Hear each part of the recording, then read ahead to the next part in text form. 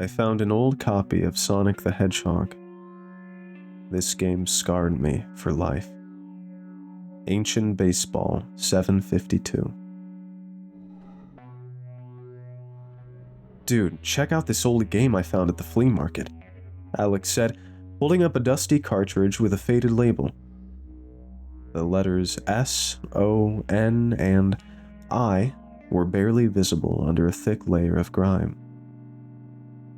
Is that Sonic? Mark squinted, trying to make out the image of the iconic hedgehog through the smudges.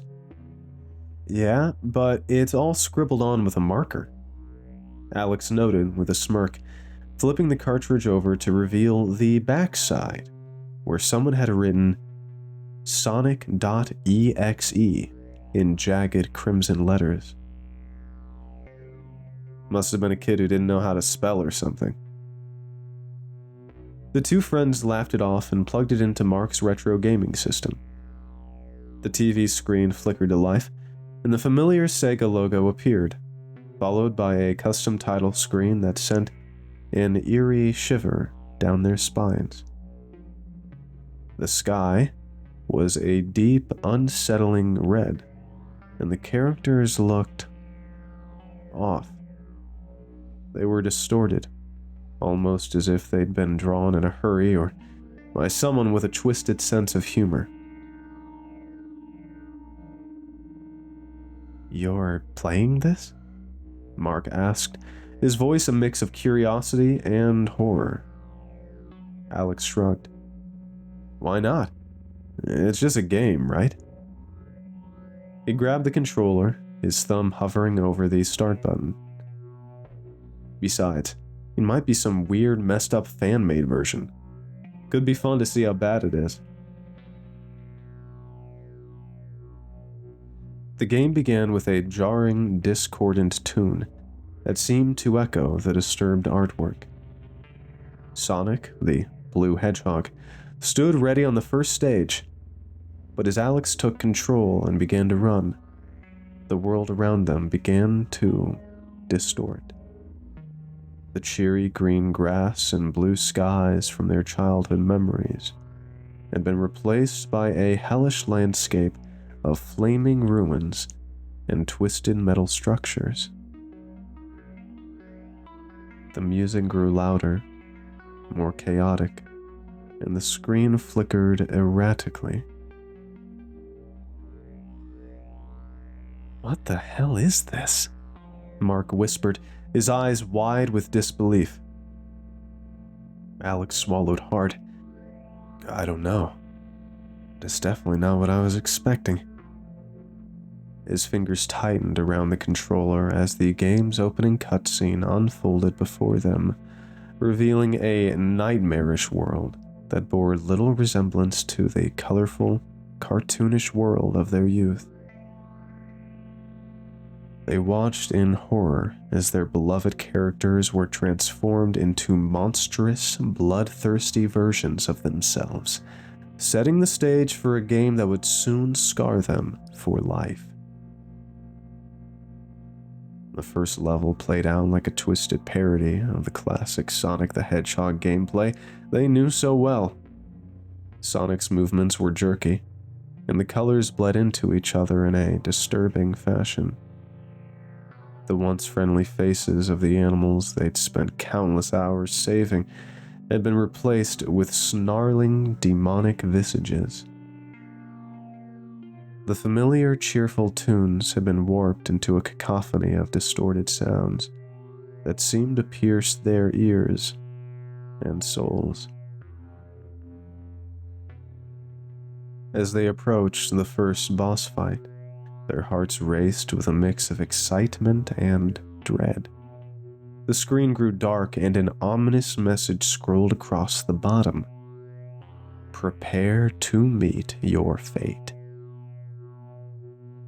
The music grew louder, reaching a crescendo that made their blood run cold. The camera zoomed in on a figure that could only be described as a grotesque, spiky shadow. Tails, or what was left of him. His eyes were hollow sockets, and his body was a twisted mess of flesh and metal. Oh God, what did they do to Tails? Mark's voice trembled.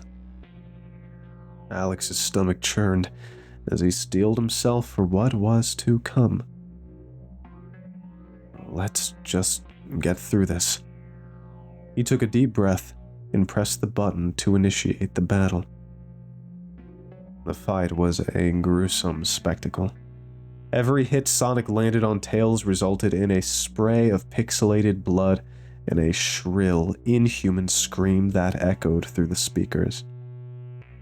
The once innocent Fox robot was now a twisted, angry creature that seemed fueled by pain.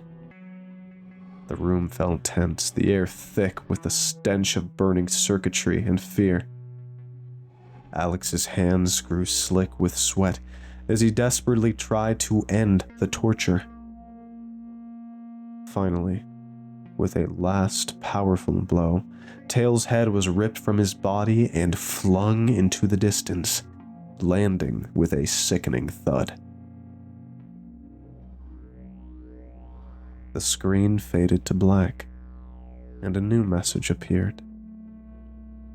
You thought it was over, didn't you? The next stage loaded, revealing a blood-soaked world with a sky that seemed to pulse with malevolent energy. Knuckles waited for them, his body contorted and his fists clenched, ready for the next round of horrors. Alex's hand hovered over the reset button. The urge to stop playing almost overwhelming, but something compelled him to continue. They had to know what was behind this macabre creation. As they approached Knuckles, the screen glitched again, and the music grew louder and more sinister. The red echidna lunged and the battle commenced. Each hit was met with a spray of gore, and with each victory, the game grew more violent and disturbing. The friends could feel the tension rising in the room, the game's dark energy seeping into their very beings. But the true horror was yet to come. As they reached the end of the second act, the game's final boss loomed before them. Amy, the pink hedgehog they had once seen as a sweet, lovable character, had been transformed into a monstrous abomination that made Tails' fate seem almost merciful. The final battle was a blur of horror. The game's graphics grew increasingly more realistic, the gore more lifelike. Sonic's actions grew more brutal and depraved, and the screams of the characters grew louder, more desperate. Finally, the game reached its climax. With a triumphant roar, Sonic claimed victory over Amy, her dismembered body left in a twisted heap.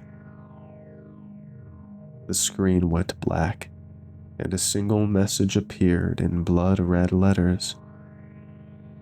You're next. The TV flickered, the sound of static filling the room, and then the system powered down with an ominous click. Alex and Mark stared at the blank screen, unable to speak.